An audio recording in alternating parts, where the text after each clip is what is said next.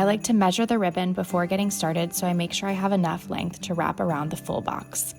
Start by laying your ribbon flat against the front side of your box and then flip it over and cross the ribbons to create an X shape on the back. Pull it tight to keep your bow secure. Now flip the box over again and cross your two ends of ribbon underneath the flat piece on the front.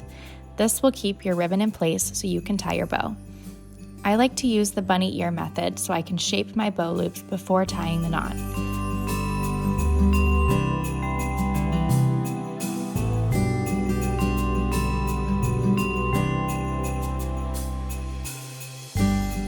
Once the knot is secure, you can play with the size and placement of the ears and tails until you're happy with your final look.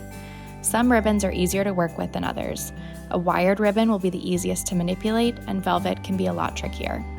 Shop these exclusive wrapping paper prints and our favorite ribbons to match at the link in the description.